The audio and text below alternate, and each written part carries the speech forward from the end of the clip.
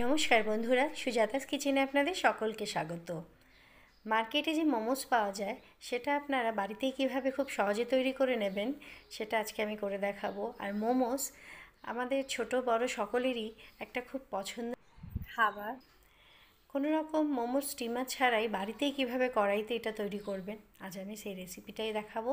তার সাথে মোমোর যে লাল একটু ঝাল ঝাল চাটনিটা হয় সেটাও তৈরি করে আপনাদের দেখাবো। শুরু করা যাক।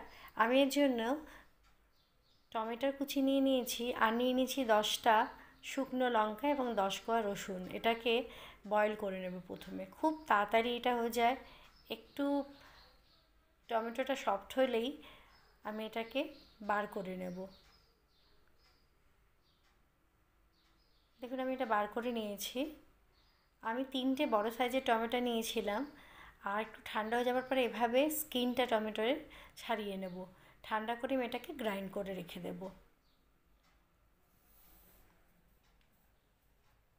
এবারে মোমোসের পুরের জন্য আমি বেশ কিছু ভেজিসকে চপ করে নিয়েছি। আর এটা খুব তাড়াতাড়ি করার জন্য এরকম একটা চপার যদি থাকে তাহলে কিন্তু খুব সুবিধা হয়। দেখুন আমি বাঁধাকপিটাকে এরকমভাবে চপ করে নিয়েছি।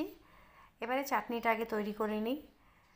কড়াইটা একটু গরম হলেই আমি কোনো রকম অয়েল দিচ্ছি না, এখানে টমেটোর পেস্টটা দিয়ে দিলাম আর কাঁচা ভাবটা যাওয়া অবধি একটুখানি এটাকে নেড়ে চেড়ে নেব। দেখুন বয়েল চলে এসছে।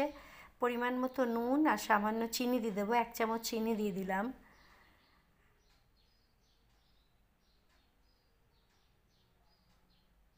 এক চামচ ডার্ক সয়া সস দিয়ে দিচ্ছি। চাটনিটা একটু থিকও হয়ে যাচ্ছে আগের থেকে। আর 1 চামচ টমেটো কেচাপ দিয়ে দিলাম। টমেটো কেচাপ আর সয়া সসটা দিলে খুব ভালো টেস্ট আসে। সবশেষে 1 চামচ ভিনিগার দিয়ে দিলাম।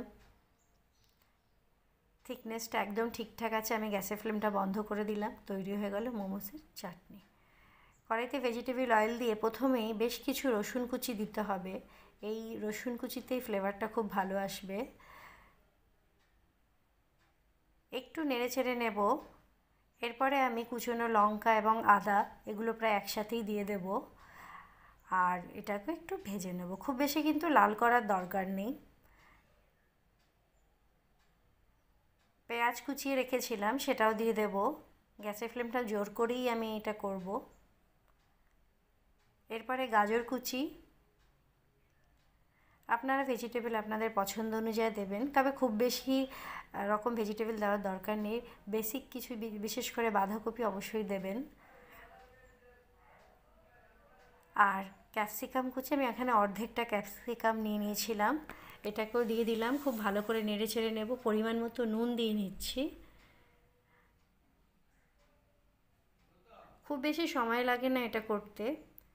এখানে আমি 1 চামচ গোলমরিচের গুঁড়ো দিলাম। আমি বাড়িতে ফ্রেশ গোলমরিচের গুঁড়ো করে নিয়েছিলাম, এতে ফ্লেভারটা খুব ভালো আসে। 1 চামচ ডার্ক সয়া সস দিয়ে দিচ্ছি। প্রায় আমার পুরটা রেডি হয়ে গেছে। দেখুন অনেকটাই শুকিয়ে এসছে। আর 1 চামচ টমেটো কেচাপ দিয়ে দিলাম। তৈরি হয়ে গেল পুরটা। আমি একটা অন্য পাত্রে ট্রান্সফার করে এটাকেও ঠান্ডা করে নেব।